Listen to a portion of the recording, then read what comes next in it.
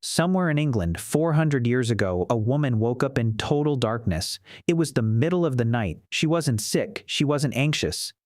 She got out of bed, poked the embers back to life, said her prayers, maybe talked to her husband for an hour, and then went back to sleep until the sun came up. And here's the thing. Nobody thought this was strange. Nobody called it a disorder. It happened to almost everyone, almost every night, across an entire continent. The gap even had a name. People called the sleep before it their first sleep, and the sleep after it their second sleep. So where did the second one go? For a long time, nobody asked because nobody noticed it was missing.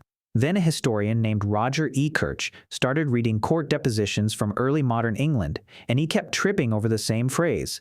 Somebody was robbed after his first sleep. Somebody heard a scream between his first and second sleep. He wasn't looking for sleep, he was looking for crime. But the phrase kept showing up casually, the way you'd say after lunch, with no explanation attached because none was needed.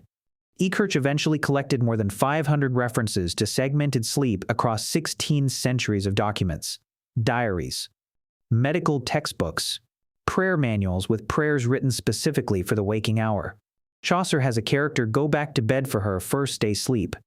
Nobody was describing an unusual night. They were describing Tuesday, and the interval between them wasn't dead time. It was some of the most useful time in the day. People prayed because the church had literally written liturgy for it. People interpreted dreams while the dreams were still fresh, which is the only moment they're ever actually available. A French doctor's manual from the 16th century advised couples that the best time to conceive was after that first sleep, when both partners were rested and had more energy. People got up, tended the fire, checked on animals, mended things, went next door to talk to a neighbor who was also awake. It was a quiet, warm, low-pressure hour that belonged to nobody but you. Now hold that image, because a psychiatrist in Maryland accidentally recreated it in a laboratory. In 1992, Thomas Vare at the National Institute of Mental Health ran an experiment that sounds almost too simple to work. He took volunteers and gave them 14 hours of darkness every night. Not 14 hours in bed asleep. 14 hours with no light available, which is roughly what a winter night looks like at northern latitudes when the only thing you own is a fire. For the first few weeks, the subjects mostly just paid off their sleep debt, sleeping 11 hours a night like anyone would. And then something shifted. Their sleep broke in two. They'd sleep about 4 hours, wake up, lie there quietly awake for 1 to 3 hours, and then drop into a second block of 4 hours. Nobody told them to. Nobody suggested it. Their bodies just did it, and the waking hour wasn't restless. Their prolactin levels stayed elevated, the hormone associated with the still, calm state that hens show when brooding. Subjects described it as a kind of meditative quiet, floating somewhere between waking and dreaming. Ware's point landed hard. This wasn't a malfunction. Give a modern human a long, dark night, and, within weeks, the medieval night rebuilds itself from the inside. Which raises the obvious question. If our bodies will do this on their own the moment the darkness gets long enough, what took the darkness away? Light did. Not all at once, and not because anyone decided to. Start with the street. In the late 17th century, cities across Europe began lighting their streets at night. Paris, then London, then Amsterdam. Before that, the night belonged to criminals and the desperate, and a respectable person simply did not go outside after dark. Once the streets were lit, the night became somewhere you could go. Coffee houses stayed open, theaters ran late. Social life, which had ended at sundown for the entire history of cities, began to spill into hours that had never had anything in them. Then the night got squeezed from the other end. Factories didn't care about sunrise, they cared about the shift. Gas lighting arrived in the early 19th century, then Edison's practical bulb in 1879, and within a generation the entire industrial world could simply decide when the night ended. And when you can decide, you always decide the same way, later to bed, and the total dark shrinks. You can't have first sleep and second sleep in a 7-hour night. There isn't room for them. The gap got compressed until it closed. What happened next is the part that should genuinely bother you. The waking didn't disappear. Bodies don't rewrite themselves in 100 years. What disappeared was the aspermission. By the 20th century, the consolidated 8-hour block had been installed as the definition of healthy sleep, one solid, unbroken piece, the way a machine runs.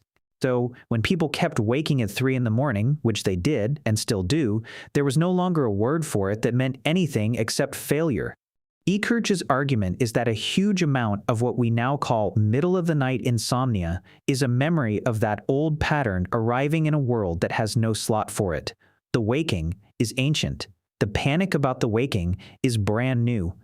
And the panic is the part that keeps you up, because lying there furious at yourself for being awake is a spectacularly effective way to stay awake. So that's the story. Except there's a twist, and it's the reason this video isn't a simple, "we ruined everything" fable.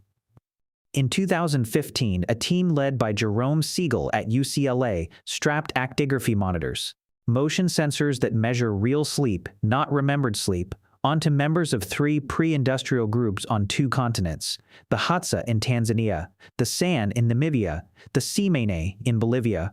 These are the closest available windows onto how humans lived without electricity, without clocks, without factories. If segmented sleep were the deep ancestral human pattern, this is where it would show up. It didn't. They slept in one block, between 5.7 and 7.1 hours a night, on average, which is less than the average American gets, not more. They didn't go to bed at sunset. They stayed up around 3 hours after dark, talking by the fire. They woke before dawn, usually as the night hit its coldest point because temperature, not light, seems to be what actually times the whole thing.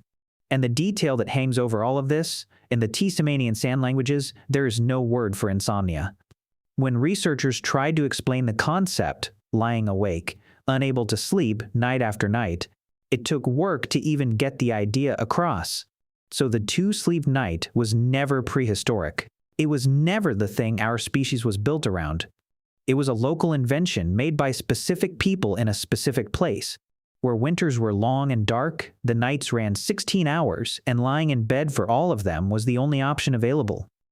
Fill 14 hours of darkness with a body that only needs 7 hours of sleep, and it will split the difference. That's exactly what VAERS volunteers proved.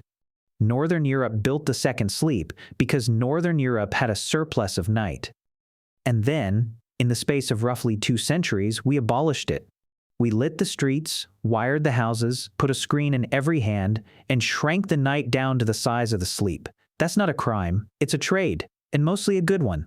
But somewhere in that trade, we lost something smaller and stranger than a sleep cycle. We lost the hour, the one nobody could reach you in. No work, no obligation, no light bright enough to read a schedule by. Just you, awake in the dark with your own mind for company, and no idea that you were supposed to be doing anything else with it. Next time it happens to you at 3 in the morning, you'll know what it is. The question is whether you'll spend it fighting to get back to sleep, or whether you'll take the hour.